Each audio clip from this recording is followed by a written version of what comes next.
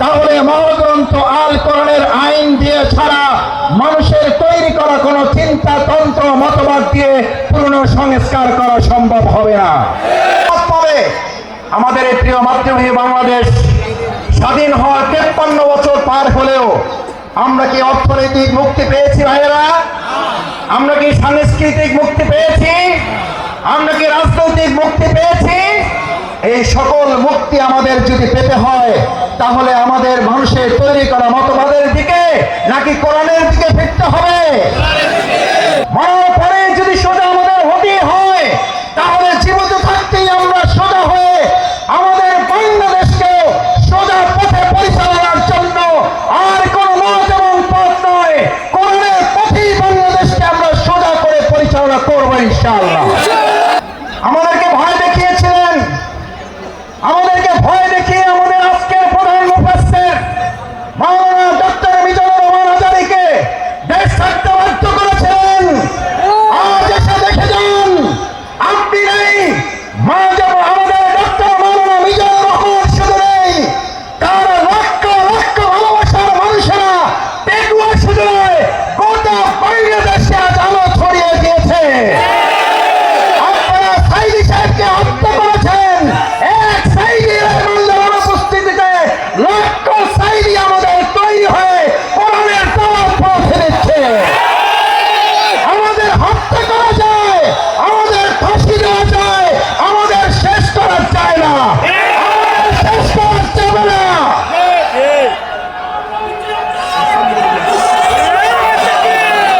সম্মানিত ভাই এবং বন্ধুগণ, সম্মানিত ভাই এবং বন্ধুগণ, ফালা খাউফুন, সুতরাং আমাদেরকে আপনি ভয় দেখাবার কে? যারা আমাদেরকে ভয় দেখিয়েছেন 17 বছর এই বাংলাদেশের 18 কোটি নাগরিককে আপনারা ভয় দেখিয়েছেন।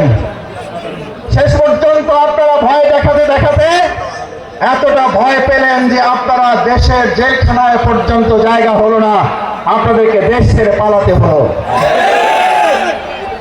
আল্লাহ তাআলা নিশ্চিত করেছেন ফালা খাউফুন, তোমাদের ভয় পাওয়ার কোনো দরকার নেই, কারণ যারা আল্লাহকে ভয় করে তাদের দুনিয়ার আর কাউকে ভয় করতে হয় না, বরং গোটা দুনিয়া তাদেরকে ভয় করে। ফালা খাউফুন আলাইহিম ওয়ালা হুম ইয়াহজানুন। আল্লাহ সুবহানাহু ওয়া তাআলা শুধু ভয়ের ব্যাপারে আপনাকে নিশ্চিত করে নাই, আল্লাহ তাআলা বলেন আমার এই ভয়ে যদি তোমরা উত্তীর্ণ হতে পারো, এক আল্লাহকে যদি ভয় করতে পারো, কোন গুলি বন্দুককে যদি তোমরা ভয় না করো, তাহলে আমি আল্লাহ তোমাদেরকে এবার দ্বিতীয় নিশ্চয়তা দিচ্ছি, ওয়ালা হুম ইয়াহজানুন, তোমাদের আর কোন রকম দুশ্চিন্তা উদ্বেগ উৎকণ্ঠায় ভুগতে হবে না। আলহামদুলিল্লাহ, বিগত 15 বছর আপনারা ত্যাগ এবং কোরবানি, নির্যাতন, নিপীড়নের মুখে থেকেছেন। এই পেটুয়াবাসী, এই চট্টগ্রামের বন্দরের নগরীর মানুষেরা জীবন বাজি রেখেছেন, কিন্তু কোন গুলি বন্দুক ফাঁসির কাছে আমাদের ভাইয়েরা মাথা নত করে নাই বলে আজ আল্লাহ তাআলা উদ্বেগ উৎকণ্ঠা এবং স্বস্তির মধ্যে আমাদের এই সুন্দর একটা প্রোগ্রামের আয়োজন করার তৌফিক দিয়েছেন। এটা কার পুরস্কার? কার পুরস্কার? আমাদের পূর্ণ পুরস্কার এখনো আমাদের হাতে আসে নাই। আমাদের আসল পুরস্কার আল্লাহ ঘোষণা করেছেন, বিসমিল্লাহির রহমানির রহিম, ইযা জাআ নাসরুল্লাহি ওয়াল ফাত। যখন আল্লাহর সাহায্য এবং বিজয় আসে, কার? আল্লাহ। সাহায্য কার? আল্লাহর। কোন পার্শ্ববর্তী রাষ্ট্রের?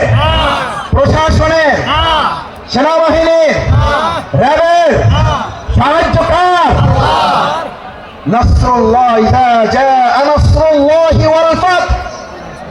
যে আল্লাহ আমাদেরকে সাহায্য করেন সে আল্লাহ তাআলাই বলেন, আমি যখন কাউকে সাহায্য করি তার বিজয় ছাড়া অন্য কিছু হতে পারে না। নাসরুল্লাহ, ইযা জাআ নাসরুল্লাহি ওয়াল ফাত, কারণ আমার সাহায্য যেখানে চায় গোটা দুনিয়া তার বিপক্ষে থাকলে বিজয় ছাড়া তার কিছুই হয় না।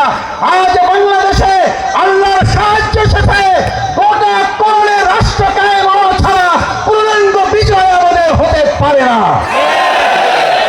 আমাদের পূর্ণাঙ্গ বিজয় কি? আমাদের পূর্ণাঙ্গ বিজয় শুধু একজন এমপি হওয়া নয়, আমাদের পূর্ণাঙ্গ বিজয়